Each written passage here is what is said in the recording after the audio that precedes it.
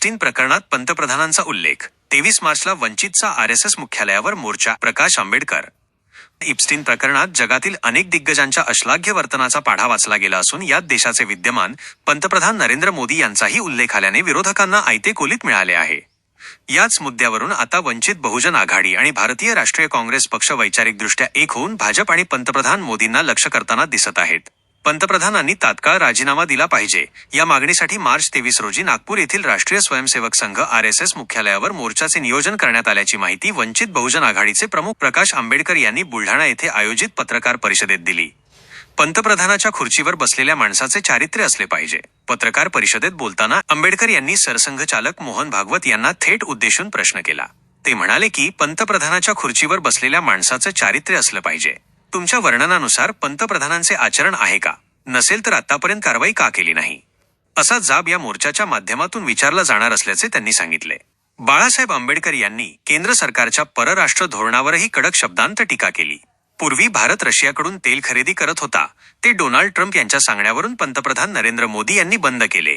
America जसे सांगेल त्याप्रमाणे नरेंद्र मोदी काम करीत आहेत, असा गंभीर आरोपही त्यांनी यावेळी केला.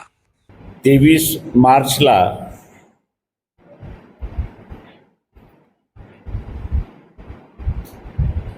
नागपूरला आरएसएसचं मेन कार्यालय आहे. या कार्यालयावरती मोर्चा म्हणा, धरणं म्हणा, हे ठरविण्यात आलेलं आहे. मुंबईमध्ये जी बैठक झाली त्या बैठकीमध्ये काँग्रेस पक्षाचे अध्यक्ष सन्माननीय हर्षवर्धन सकपाळ, त्याच्याचबरोबर आपचे असणारे प्रतिनिधी, डाव्या पक्षाचे असणारे प्रतिनिधी त्या ठिकाणी उपस्थित होते. आणि एस्टीन फाईल हा जो सगळ्यात मोठा एक नुसता सेक्स स्कॅन्डल नाही, तर लहान मुलं मुली यांच्याशी अभद्रपणे वागणं, त्यांचा उपभोग घेणं आणि नंतर त्यांना असणारं मारून टाकणं, असा जो प्रकार सगळा झालेला आहे, त्या प्रकारामध्ये केंद्र शासनामध्ये असणारे मंत्री आणि त्याच्याचबरोबर पंतप्रधान नरेंद्र मोदी यांचंही नाव आलेलं आहे.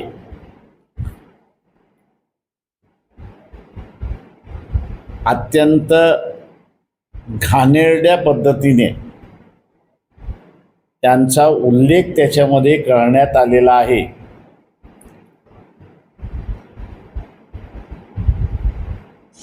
एस्टीन नावाचा असणारा जो व्यक्ती आहे, त्यांनी तुम्हाला काही देशांकडून जे अध्यक्ष आहेत त्यांच्याबरोबर संबंध सुरळीत करायचे असतील तर तुम्ही त्यांच्यासमोर नाचलं पाहिजे, आणि ते त्यांनी केलेलं आहे. तेव्हा एकेकाळचे मुद्रा मोदी हे असणारे मुजरा मोदी झालेत, अशी परिस्थिती आहे. या वागण्याने भारताचं पूर्णपणे नाक कापल्या गेलेलं आहे. भारताला कणा नाही अशीच एक प्रतिमा उभी करण्यात आलेली आहे.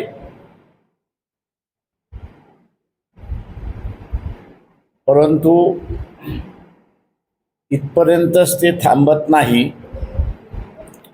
तर जे काही करारनामे झालेले आहेत, US बरोबर जे करारनामे झालेले आहेत, त्या करारनाम्यामध्ये भारताचं नुकसान कसं होईल आणि भारताची सार्वभौम ही घाण कशी राहील, आणि अमेरिका नव्याने ईस्ट इंडिया कंपनी भारतामध्ये कशी निर्माण होईल या दृष्टीने केलेले करारनामे जे आहेत, उल्लेख नसेलही पण शंका यायला लागलेली आहे की जे काही एस्टीन फाईलमध्ये इतर राजकीय नेत्यांच्या संदर्भातलं वर्णन करण्यात आलेलं आहे,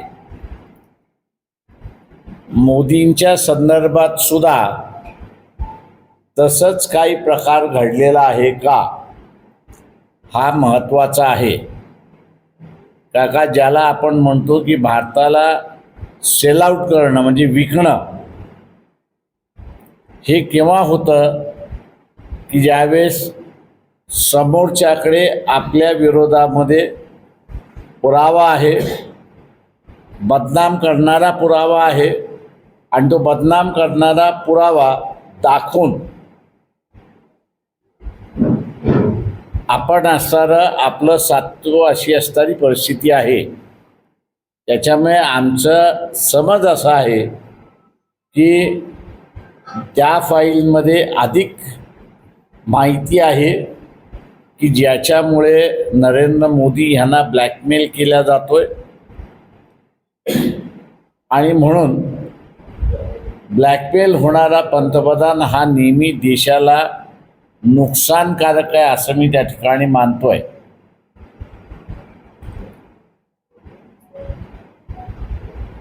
असा व्यक्ती पंतप्रधान असता कामा नये,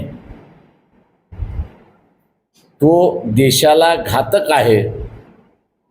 आतापर्यंत RSS यांनी आम्ही राष्ट्रवादी, राष्ट्रभक्त, देश निर्माण करणारे, संस्कृतीला जपणारे, नीतिमत्ता याचे पुरस्कार करणारे, जे विश्लेषण आहे ते सगळं विश्लेषण त्यांनी त्यांच्याकडे खेचून घेतलं आणि उरलेले सगळे बदमाश आहेत असं जे चित्र उभं केलं. त्यांनाच आम्ही आता विचारायला जाणार आहोत 23 तारखेला की तुमच्या पंतप्रधानाचं चारित्र्य हे तुमच्या वर्णनामध्ये बसतंय का, आणि बसत नसेल तर मग आतापर्यंत आपण कारवाई का केली नाहीत याचा खुलासा आपण करावा. याच्यासाठी जे विरोधी पक्ष आमच्याबरोबर यायला तयार आहेत, एकत्र लढायला तयार आहेत, त्या सगळ्यांची मूठ बांधून 23 मार्चला नागपूरला RSSच्या मुख्य कार्यालयावरती धरणा मोर्चा दोन्ही असणारं त्या ठिकाणी आयोजित केलेला आहे. मी तमाम मध्यमवर्गीय जो आहे या तमाम मध्यमवर्गीयांना आव्हान करतोय की ही जी नरेंद्र मोदीची नवीन सांस्कृतिक वाटचाल आहे ती आत्तापर्यंत आपण असणारा भारतामध्ये बघितलेली नाही, किंवा ही वाटचाल पुढे जाऊन द्यायची नसेल तर मध्यमवर्गीयांमधले लहान मुलं आणि मुली या सुरक्षित असल्या पाहिजेत. एक खोटं स्वप्न या मध्यमवर्गीयांना त्या ठिकाणी दाखवण्यात आलेलं आहे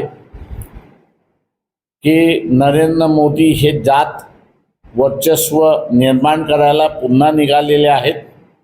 या मध्यमवर्गीयांमध्ये 80% हा सवर्ण समूह आहे अशी परिस्थिती आहे. तेव्हा नरेंद्र मोदी हे पूर्ण काळ राहिले तर कुटुंबातल्या मुलं आणि मुली हे सुरक्षित नाही याची जाण त्यांनी ठेवली पाहिजे. तेव्हा आपलं कुटुंब सुरक्षित असलं तर देश सुरक्षित राहतो, आणि देश सुरक्षित ठेवायचा असेल तर पंतप्रधानाच्या किंवा राष्ट्रपतीच्या खुर्चीवर बसलेला माणूस याचं चारित्र्य असलं पाहिजे. आणि त्याचं चारित्र्य ही नसेल तर मग उरलेल्या सगळ्याच गोष्टी त्या ठिकाणी होतात आणि म्हणून ह्या मध्यमवर्गीयांनी सुद्धा या मोर्चामध्ये आंदोलनामध्ये मोठ्या प्रमाणात उपस्थित राहावी आणि लावावी अशी आम्ही त्यांना सरळ विनंती करतो आहे. माझं निवेदन संपलं.